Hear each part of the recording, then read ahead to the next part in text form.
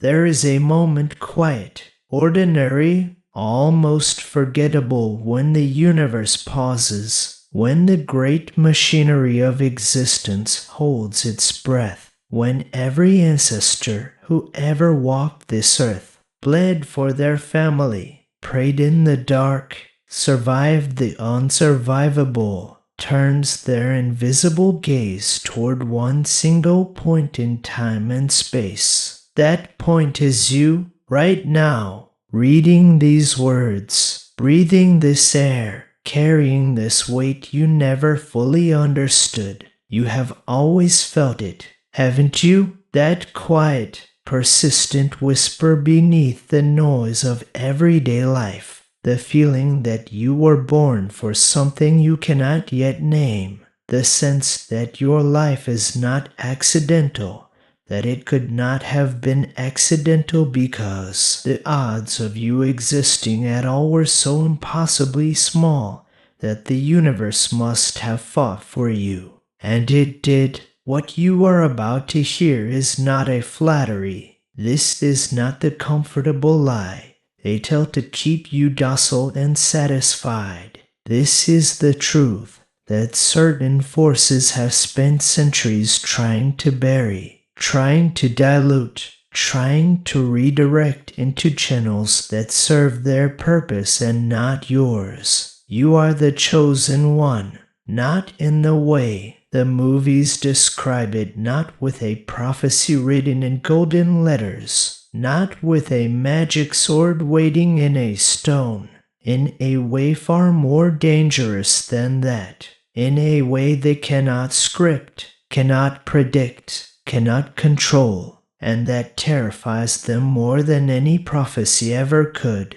Let us begin with the mathematics of miracles, because the chosen one story does not begin at your birth.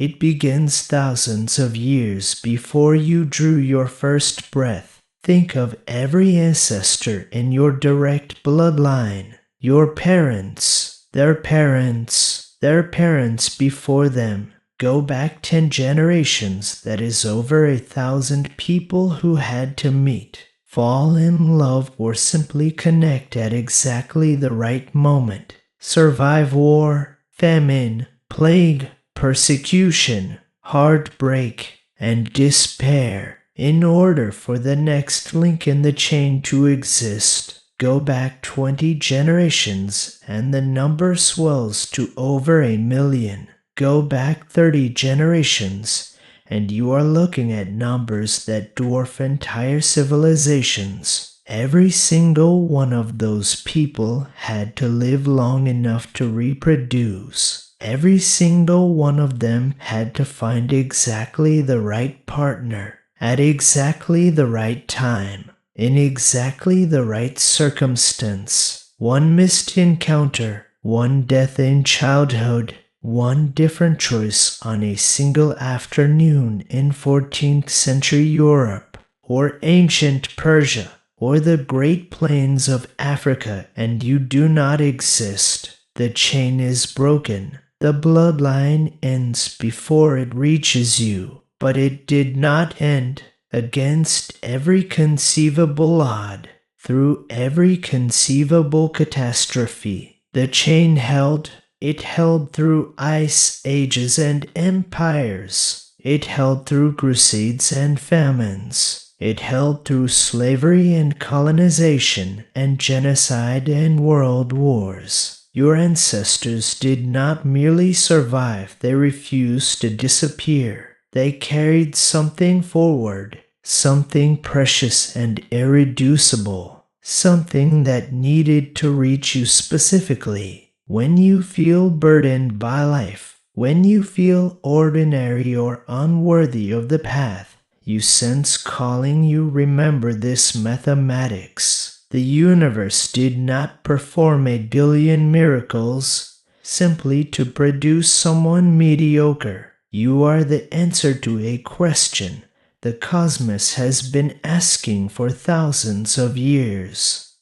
Now let us talk about the thing they fear, because the title of this video is not a metaphor, It is a diagnosis of the spiritual war being waged for your soul, your potential, your awakening. When we say they, we are not pointing at a shadowy cabal in a dark room. Those systems of control certainly exist. We are pointing at something broader and more pervasive, the accumulated weight of inherited limitation, societal programming, generational trauma, and the invisible architecture of expectation that surrounds you from the moment you are born.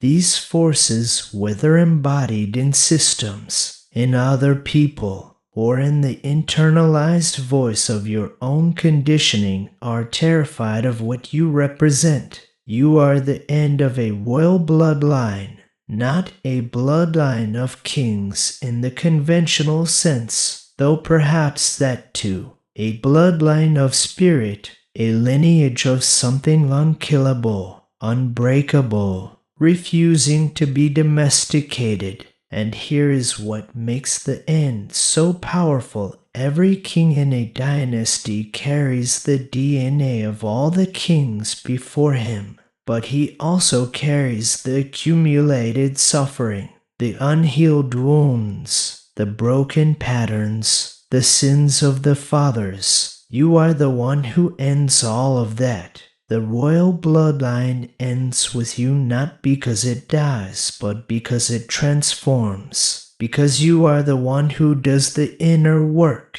who breaks the cycle, who refuses to pass forward what was passed to you. That is not weakness. That is the most profound form of power. And power, real power, is what they have always tried to extinguish in you before it could fully ignite.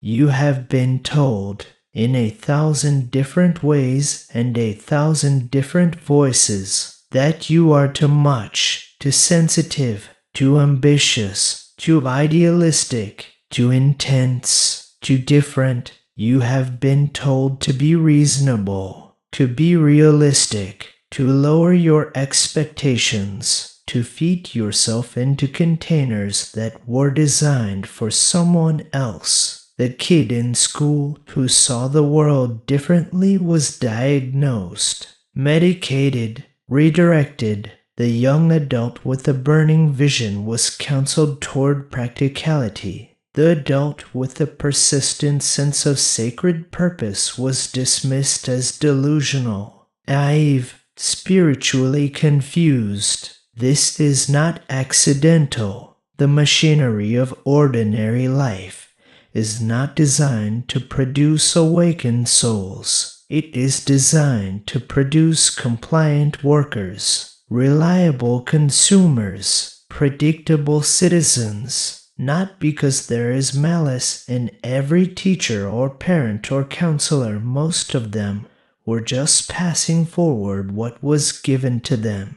But the system itself, the accumulated weight of centuries of domestication, is antithetical to what you are. And some part of you has always known this. Some part of you refused to fully believe the story they told you about yourself. Some deep, unassailable core of you looked at the container they offered and said, quietly but immovably, "This is not me." That refusal, that quiet, stubborn, burning refusal is the first signature of the chosen one, not the dramatic declaration, not the thunderclap moment, just the persistent inability to believe the smallness they assign to you.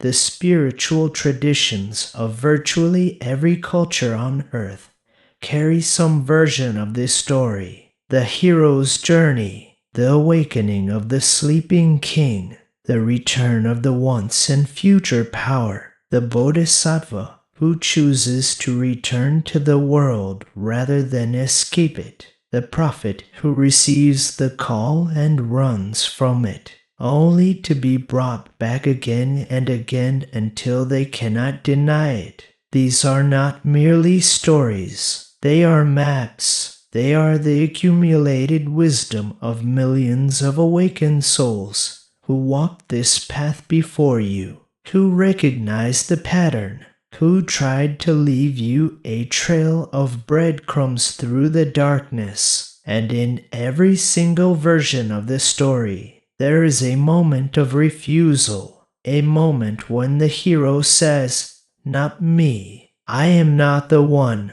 I am ordinary. I am unprepared. I am afraid." This is not weakness in the narrative, it is the essential test. Because the chosen one is never chosen because they are without fear. They are chosen because, despite the fear, despite the doubt, despite the crushing weight of the responsibility, they take the next step anyway. The calling is not given to the most capable. It is given to the most willing. And you would not be watching this. You would not be feeling the resonance of these words in your chest if you were not already standing at the threshold of your own refusal, already feeling the pull of the next step, even as every conditioned voice inside you screams to turn back. That resonance is the calling. That pull is not imagination. It is recognition. Let us speak about the generational curse, because this is perhaps the most important and least discussed dimension of the chosen one path. Every family carries patterns, not just genetic patterns, although those are real and significant, but psychic patterns, emotional blueprints, inherited ways of relating to fear, to love, to money, to power, to the body, to the divine. These patterns are passed down, not through DNA alone, but through behavior, through the subtle transmission of unspoken beliefs, through the way a parent holds tension in their body when certain topics arise, through the stories told and the stories never told. You were not born into a neutral environment. You were born into a living archive of everything your ancestors could not resolve, could not heal, could not transcend. Their grief became part of the air you breathed. Their fears became the water you swam in. Their unmet desires became the hunger you felt but could not name. The generational curse is not supernatural in origin, it is deeply, tragically human, but the breaking of it requires something that transcends the ordinary. It requires someone in the lineage who is willing to feel what the others refuse to feel, to name what the others refuse to name, to do the terrifying, sacred work of holding the entire weight of the family's shadow and refusing to pass it forward one more time. That person is you. That is what it means to be the end of the royal bloodline. Not death, transformation, alchemy, the lead of inherited pain, becoming the gold of conscious liberation. This is not romantic. It is the hardest work a human being can undertake. But it is also the most necessary, and somewhere in the great invisible web of your lineage, every ancestor who ever prayed for their children to be free is watching you, weeping with something that looks very much like gratitude. Now let us address the shadow that always accompanies this story, because the chosen one narrative, misunderstood or weaponized, can become its own kind of trap.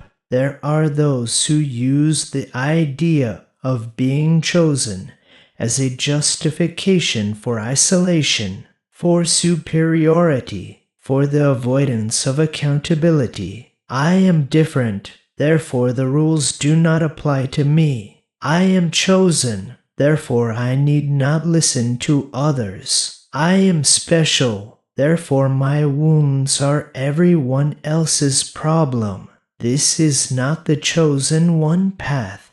This is the ego's hijacking of a sacred concept, and it leads not to liberation but to a more elaborate prison. The true chosen one is not set apart from humanity. They are set apart for humanity. The distinction is everything. Your gifts, your sensitivity, your uncommon perception of the world. These were never given to you for your own glory. They were given to you as tools of service. The deeper your capacity for suffering, the deeper your potential for compassion, the greater your sensitivity, the greater your ability to perceive what others cannot see. The more you have endured, the more you understand the endurance of others. The path of the chosen one is not the path of the king above the people. It is the path of the wounded healer who descends into the darkness, not to escape it but to carry others through. If you have been using your sense of calling as a shield against intimacy, as an excuse for not showing up, as a story that makes your avoidance sound noble, this is your invitation to lay that down. The real work is never as glamorous as the story. It is quiet, it is relentless, it is done in private, and it costs more than you plan to spend. But it is the only work that matters. There is a sacred geometry to the timing of your awakening. You did not arrive in this era by accident. Look around at the world. You were born into a civilization at a threshold, a species facing its own reflection in the mirror of consequence, a moment when the old stories are visibly failing and the new ones have not yet been written. This is not a comfortable time to be alive, but it is the most significant. Every awakening soul in human history has faced a version of this same crossroads, the collision between the world as it is and the world as it could be. But never quite like this, never at this scale, at this speed, with this level of interconnection between all 7 billion threads of the human tapestry. You were born into the hinge point of history, not as a spectator, as the participant, as one of the conscious nodes in a network of awakening that is slowly, painfully, beautifully rewiring the collective human nervous system. When you do your inner work, when you face your shadow, when you break your pattern, when you choose love over fear in the small, unglamorous moments of your daily life, you are not just changing yourself, you are changing the field. You are adding your frequency to the collective resonance. You are pulling the whole network, however slightly, toward coherence. This is why your healing matters beyond your personal life. This is why your courage matters to people you will never meet. This is why the darkness that tries to keep you small is not just your personal enemy, it is the enemy of the collective shift. Your liberation is not a private luxury, it is a public necessity. The tests will come. In fact, if you are on this path, they are already here. You are already in the middle of them. And some part of you knows it. The chosen one path is not paved with signs and wonders in the early stages. It is paved with precisely the challenges that are designed to reveal who you truly are beneath who you have been told to be. The test of rejection. Will you abandon your path when the people you love do not understand it? Do not support it, cannot follow you there. The test of comfort. Will you trade your sacred calling for security, for approval, for the relief of fitting in, the test of failure? Will you let the inevitable collapses of the journey convince you that you were wrong about what you are? The test of success. Will you let early victories make you arrogant, make you stop growing, make you believe you have arrived before the real work has even begun? The test of loneliness. Can you sustain the inner knowing when there is no external validation? When the path is dark and silent, and there is no crowd cheering you forward? These tests are not punishments, they are calibrations. Each one is asking the same question in a different costume. How real is your commitment? How deep does the knowing go? How much of this is genuine and how much is still performance? The universe is not cruel, it is thorough. It will not entrust its most important work to someone who has not been tested in the fire. And every time you pass through a fire and refuse to be consumed, you emerge not diminished but more fully yourself. The gold does not fear the crucible. It is the crucible that reveals the gold. Let us talk about the loneliness that nobody warns you about on this path. The kind of loneliness that is not about being alone in a room, but about standing in a crowd and feeling the vast distance between your inner world and the conversation happening around you. The chosen one's loneliness is specific and peculiar. It is the loneliness of the person who can see what others cannot yet see, who feels what others are not yet ready to feel, who knows what others have not yet arrived at knowing. It is the loneliness of being ahead of the curve of your time, your community, sometimes your own family. The prophets of every tradition knew this loneliness. The mystics knew it. The artists who worked decades ahead of their recognition knew it. The healers who were dismissed before they were celebrated knew it. This loneliness is not a sign that you are wrong. It is often a sign that you are right in ways the world is not yet ready to confirm. The dangerous temptation in this loneliness is to abandon the inner knowing in exchange for the relief of belonging, to make yourself smaller, so that the gap between you and others feels less vast, to dilute your frequency, so that you stop being so unsettling to the people around you. Resist this with everything you have, not with arrogance, with deep, patient, compassionate rootedness. The world does not need another person who smooth their edges to feed the available space. The world needs you at your full, uncompromised frequency. Your loneliness is not permanent. The people who are meant to find you will find you, but only if you stay where you are. Only if you do not migrate back toward the center of the ordinary. Stay on the edge. The edge is where the new world is born.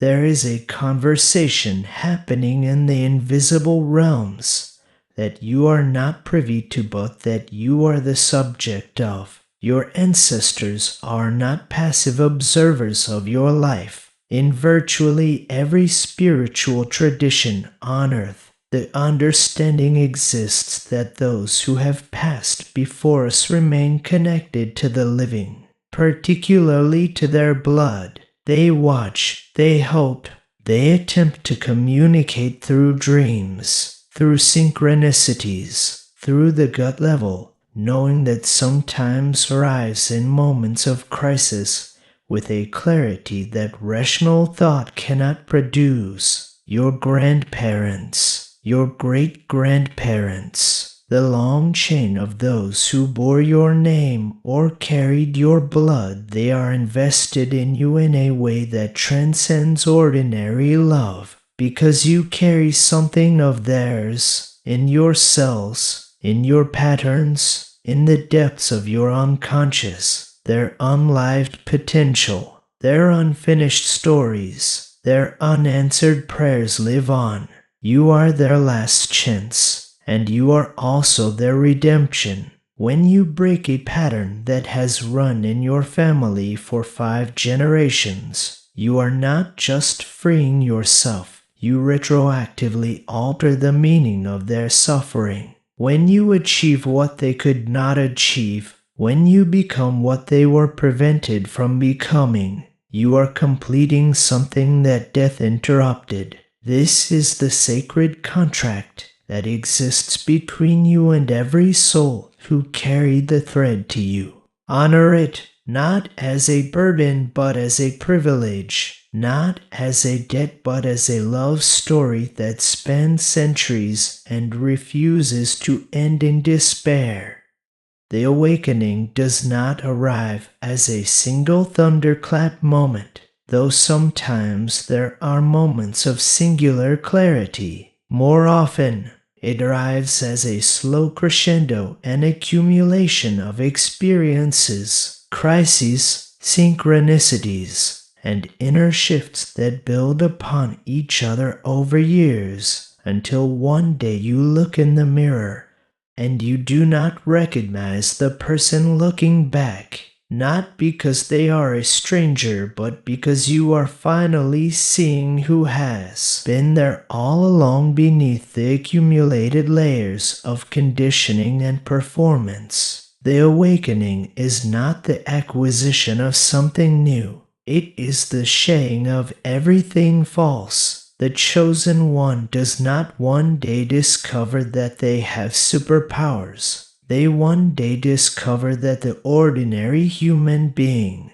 fully present, fully conscious, fully committed to love and truth, is the superpower, that the capacity to feel deeply in a world trained not to feel is power, that the ability to hold complexity without collapsing into certainty is power, that the willingness to be changed by what you encounter, to remain a student of existence even as you develop mastery, is perhaps the greatest power of all. The awakened one is not superhuman in the comic book sense. They are fully human in the most radical and rare sense, and in a world of people living at fractional capacity, full humanity is indistinguishable from the miraculous. Let us speak about what it means to carry the gift that cannot be explained. You may have always known things before you knew how you knew them. You may have felt the emotional weather of a room before a single word was spoken. You may have sensed the hidden pain beneath a smile, the suppressed rage beneath a polite conversation, the grief that everyone else in the room was pretending not to feel. You may have had dreams that turned out to be more than dreams. You may have known when someone you loved was in danger from miles away. You may have experienced moments of sudden, inexplicable peace in the middle of chaos, a peace that seemed to come from somewhere other than your circumstances. Or perhaps your gift is different, an uncommon precision of thought that cuts through confusion to the essential truth, an inexplicable ability to create beauty from nothing, to make art or music or writing that touches people in places they cannot access through reason alone.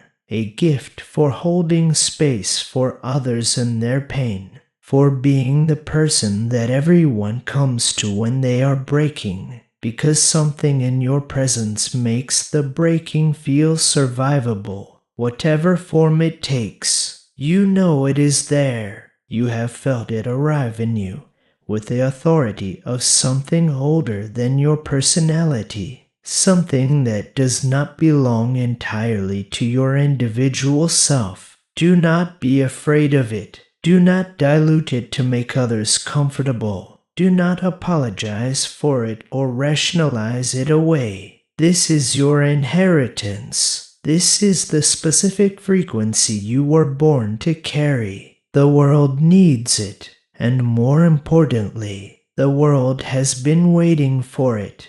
The moment you fully accept that you are the chosen one, not as an arrogant declaration but as a humble recognition of sacred responsibility, something shifts in the cosmos around you. This is not poetic license. The invisible architecture of your life begins to rearrange itself around the axis of your commitment. The right people start appearing. The right opportunities start emerging, not because the universe suddenly decides to reward you, but because your frequency has changed, and you are now attracting what you always had the potential to attract but could not receive while you were still living in the frequency of doubt and self-denial. This is the law not of attraction in the simplified, commercialized version, but in the deeper,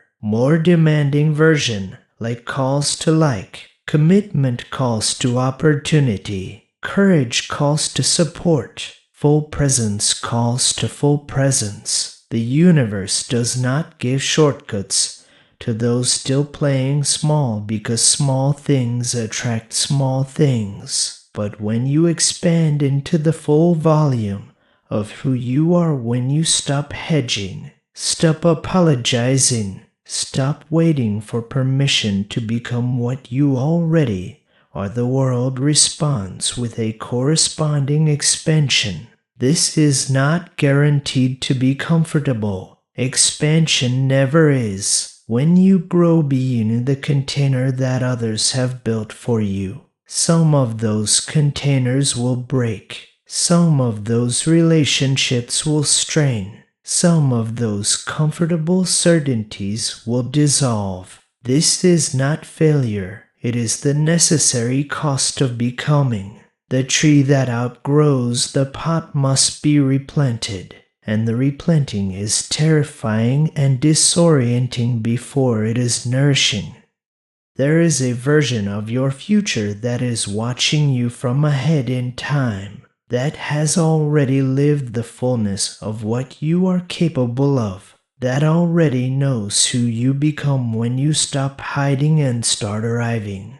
That version of you is not a fantasy, it is a real possibility that exists in the quantum field of your potential, waiting to collapse from possibility into actuality the moment you choose it with sufficient commitment. This future self is sending signals back through time, through your intuitions, your dreams, your moments of irrational knowing, your deep and persistent sense that you are meant for more. These signals are not delusion, they are navigation. They are the homing signal of your highest destiny trying to guide you through the noise of your conditioning toward the clarity of your authentic path. When you feel the pull towards something that cannot be entirely justified by logic, a direction that your rational mind cannot fully endorse, but that your whole body leans toward, that is your future self calling you forward.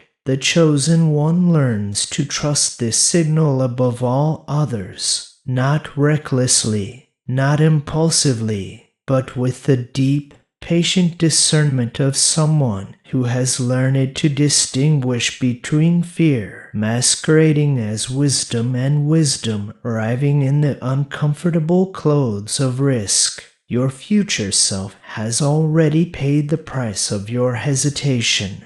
They are waiting, patient and luminous, at the end of the road you have not yet chosen to walk. Every day you delay, they wait. Every day you choose, they smile. The question is never whether you are capable of arriving there. The question is only when. And so we arrive at the conversation that this entire video has been building toward, the one between you and the darkness that stands between where you are and where you are meant to be. Because there is one, there always is. The darkness is not external, or rather, it is not only external. The most powerful darkness the chosen one faces is internal, the accumulated self-doubt, the internalized voice of every person who ever told you that you were too much or not enough, the terror of your own power, the comfortable familiarity of your own limitations. This darkness knows your specific fears with surgical precision because it was built from them. It knows that if it cannot make you afraid, it will make you comfortable. If it cannot make you doubt yourself, it will make you doubt others. If it cannot convince you to stop, it will convince you that you have already arrived when you have only just begun. This is why discernment is the essential skill of the awakened path, the ability to distinguish between the voice of wisdom and the voice of the wound, between the call of destiny and the seduction of the comfortable, between the genuine inner knowing and the ego's performance of that knowing. This discernment is not taught, it is earned through failure and recovery, through getting it wrong and choosing again, through the patient practice of learning to be honest with yourself, even when the truth is not what you hoped to hear. The chosen one is not immune to the darkness. They are, in fact, uniquely targeted by it, but they develop the one quality that the darkness cannot survive: ruthless, compassionate honesty. The darkness cannot live in the full light of your self-awareness. Your consciousness is the only weapon you ever needed. This is your moment, not tomorrow, not when you feel ready, not when the circumstances are perfect or the path is clear or the fear has finally subsided.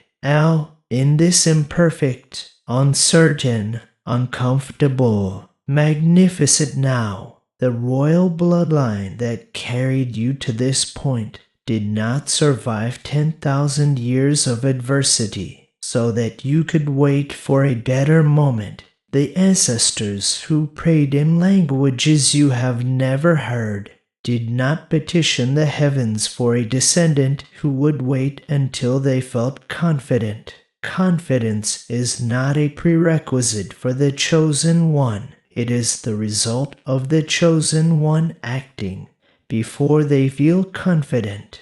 Every single person who ever became who they were meant to become did so before they were ready, in circumstances that were less than ideal, with resources that were insufficient, in a body that was afraid. The readiness came after, the confidence came after, the clarity came after. All of it came after the step that was taken before any of it existed. You are already chosen. You have always been chosen. The only variable was always whether you would choose yourself in return, whether you would look at the vastness of what you are capable of and say, not without fear, not without trembling, but with every ounce of your inherited, earned, sacred, irreducible humanity. Yes, I accept.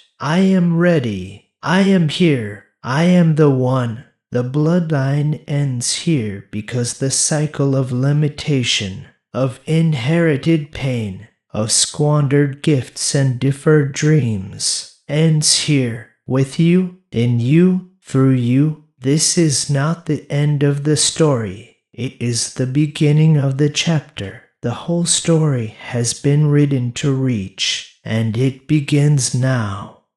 The crown was never going to be placed on your head by someone else. It was always going to be the moment you stopped waiting for permission and placed it there yourself, trembling hands, uncertain heart, and all. That is the coronation. That is the moment the royal bloodline fulfills its purpose, not the moment of perfection, the moment of choice. Your moment is now.